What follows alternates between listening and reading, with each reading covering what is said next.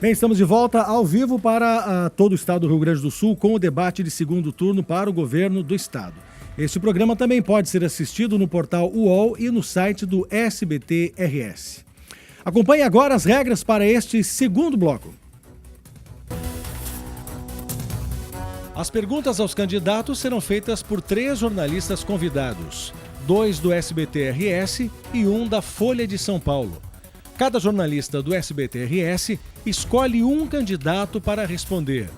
O jornalista da Folha fará 2 perguntas, uma para cada candidato. Neste segundo bloco, perguntas terão 1 minuto e respostas 2 minutos.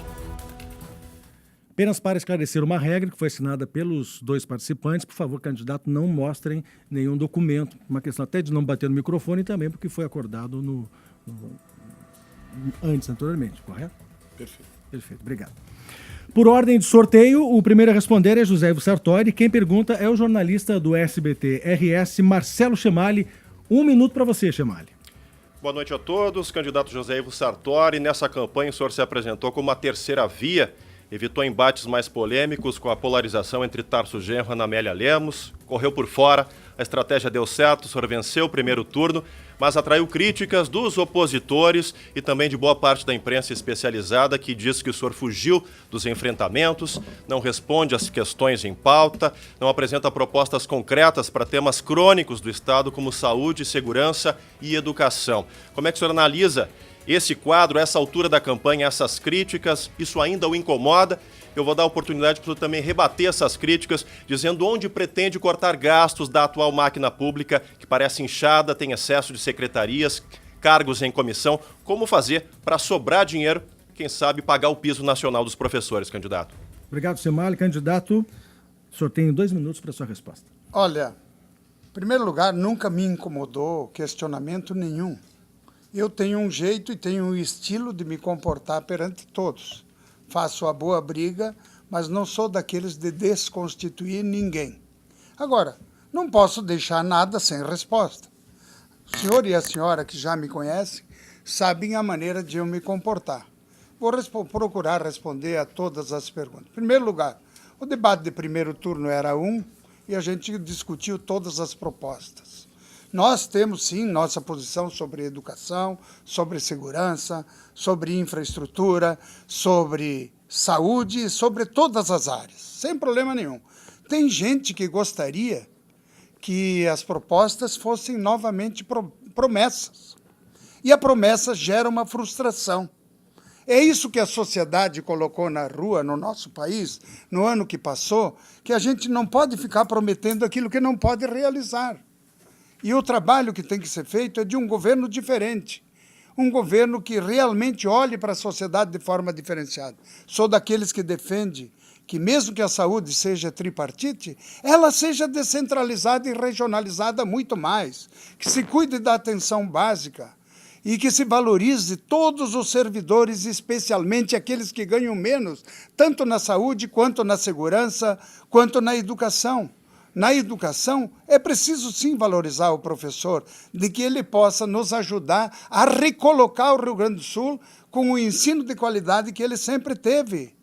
Na questão da segurança, é preciso dar oportunidade de que, junto com a sociedade, junto com o governo, com todo mundo, se exija do governo federal que ele invista mais em segurança. E olhe, até eu defendo que o governo federal coloque aí a questão da segurança, a buscar o fundamento e o recurso através de um Fundo Nacional de Segurança. Obrigado, seu tempo acabou, candidato. Agora o candidato Tarso Genro responde a uma pergunta do jornalista do SBT Brasil, Andrei Rosseto. Andrei, 1 minuto para a sua pergunta. Boa noite a todos, boa noite, candidato Tarso Genro. A minha pergunta volta à segurança pública, né? Ontem à noite, um policial militar foi baleado dentro de um ônibus por 2 homens armados, 2 assaltantes. Isso é um caso corriqueiro para quem cobre polícia. Quem trabalha em editoria de geral e cobre polícia sabe que o problema da violência é um dos que mais preocupa os gaúchos. Hoje, nós temos 22 mil policiais. Nós deveríamos ter 36 mil. O senhor vai contratar mais 2 mil, pelo cálculo aí vão faltar 12 mil. Quantos o senhor mais vai contratar se o senhor for eleito? E acima de tudo aí, Da onde que o senhor vai tirar o dinheiro para fazer isso, candidato? 2 minutos para a sua resposta. É por isso que nós estamos contratando mais 2.000 policiais para melhorar a segurança e distribuir esses policiais de maneira adequada no território. E também implementamos um valor, um adicional salarial a mais para os policiais experientes que se aposentam não se aposentarem tão cedo como ocorre hoje na Brigada Militar. E isso está surtindo efeito. Este contingente que é previsto, que seria o contingente ideal, ele pode ou não ser progressivamente alcançado. Por quê? Porque o Estado tem que contratar professores, o Estado tem que contratar técnicos científicos e porque hoje também as novas tecnologias têm condições de substituir aquela presença direta do policial em zonas que sejam zonas menos conflituosas. Eu vou dar um exemplo concreto, né, que o meu governo enfrentou. Nós tivemos, durante o governo do PMDB, um plano de demissões voluntárias, onde milhares de brigadianos saíram, né, da nossa Polícia Militar, influenciados por essa proposta. 6.000 professores saíram.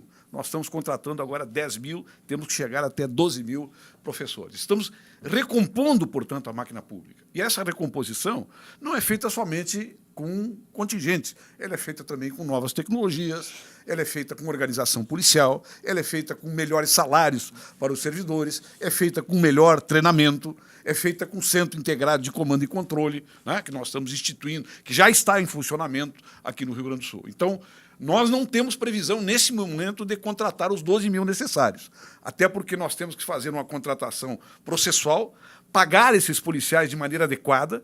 Já fizemos um concurso na Brigada Militar e assimilamos um conjunto de policiais que já estão trabalhando e agora esse novo concurso vai colocar mais 2.000. Essa morte do policial é uma coisa brutal, ela está sendo investigada.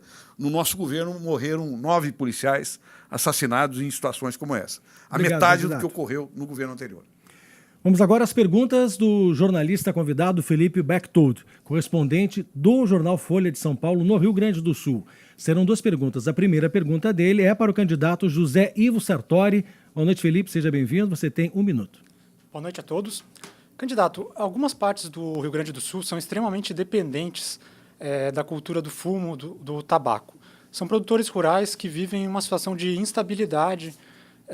O Brasil ele é signatário de um acordo mundial que prevê restrições ao tabaco.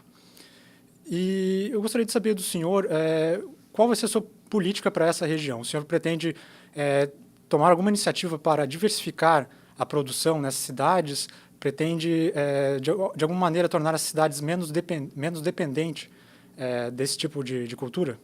2 minutos, por favor. Olha, na verdade, nós temos bons representantes do Rio Grande do Sul e da região, ou das regiões onde se produz fumo, porque não é apenas a região, vamos dizer, de Santa Cruz ou ao redor delas, que estão hoje na Rússia, justamente tratando dessas questões.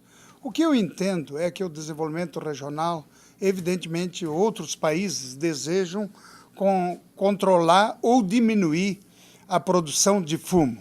O que existe, na verdade, é uma economia onde mais de 100 famílias estão envolvidas nesse processo de produção. Agora, a pessoa, se quer fumar, ela escolhe, se faz mal para a saúde ou não faz, ela escolhe. Agora, o que é importante é que é preciso encontrar maneiras e formas de que, economicamente, as famílias que são dependentes da produção de fumo possam ter acesso a uma outra atividade quando isto acontecer. Mas eu tenho certeza que ainda está muito longe ainda dessa questão se abater. Temos discutido bastante, temos analisado, temos pessoas que estão envolvidas nesse processo, tanto nacional quanto estadualmente, mas inclusive porque esta é uma economia extremamente importante para a vida econômica também do Rio Grande do Sul. Não é? Agora, que maneira, que forma vai poder compatibilizar ou fazer a reconversão desta produção para outras economias passa também pela valorização das economias tradicionais, da produção como um todo e fazer o equilíbrio. Se é preciso diminuir, mas se pode contemplar que as famílias tenham a condição econômica de sustentar seus filhos e poder ter uma atividade produtiva que possa encarar essa realidade, o Estado deve ser, evidentemente, incentivador de outros procedimentos, se isso lá adiante for inevitável a desativação da produção do fumo. Obrigado, candidato. Agora, a segunda pergunta do jornalista Felipe Bactoldi é para Tarso Genro. Felipe, mais um minuto. Boa noite, candidato. O Rio Grande do Sul vive uma tensão permanente em algumas regiões entre índios e produtores rurais. Em abril deste ano, 2 pessoas foram mortas em um desses conflitos e existem outros episódios recentes aí de violência. No ano passado, o senhor chegou a sugerir o pagamento de indenizações por parte do Estado para produtores rurais como forma de solucionar esse conflito. Ainda que essa seja uma questão de maior responsabilidade do governo federal, eu gostaria de saber qual vai ser a sua política em um segundo mandato sobre essa questão. A minha política no segundo mandato vai ser a mesma política que eu desenvolvi como ministro da Justiça, que se balizou pela seguinte visão. Nós temos 2 direitos em conflito, os 2 são legítimos. O pequeno proprietário que está lá assentado, inclusive com determinação do Estado, com título legal, ele não pode sair da sua terra a não ser que tenha indenização plena. E aquelas terras que são objetos de grilagem, né, e que aqui no Rio Grande do Sul, inclusive, isso é muito raro, essas devem, né, sim, ser demarcadas, como eu fiz com a Raposa Serra do Sol, por exemplo, e devolvidas para os seus proprietários de direito que estão previstos na Constituição de 88. O Estado do Rio Grande do Sul, neste conflito, tem 2 posições bem claras. Em primeiro lugar, ajudar a resolver o conflito pela mediação e colocar a nossa brigada militar, os nossos negociadores, à disposição do governo federal para que isso ocorra. Em segundo lugar, colocar as terras disponíveis do Estado para ajudar na alocação dos agricultores ou para fazer aldeamentos, quando isso aí for aceito pelos indígenas ou for acordado nesse processo negocial. Os conflitos que atingem a pequena propriedade, quando esses conflitos são exacerbados, a União Federal tem que ter uma presença forte e o Estado tem que acompanhar e dar sustentação. Nenhum agricultor deve ser retirado da sua terra se ele tem um título legítimo, se isso aí não for a sua vontade ou não for acordado. E a União Federal tem a responsabilidade de fazer as demarcações nas terras indígenas, obedecendo esse critério, onde estão em conflito 2 direitos. O direito de propriedade outorgado pelo próprio Estado e o direito ancestral da comunidade indígena. Desta forma é possível resolver, sem violência, pela negociação, esses conflitos que ocorrem, não somente aqui no Rio Grande do Sul, ocorrem também muito no Paraná, Santa Catarina e no Mato Grosso. Eu, como ministro da Justiça, interferi diretamente nesses conflitos e os resolvi. Obrigado, candidato. Obrigado aos jornalistas. Chegamos ao fim do segundo bloco do debate entre os candidatos ao governo do Rio Grande do Sul. Vamos a mais um breve intervalo e daqui a pouco voltamos. SBT-RS Eleições 2014.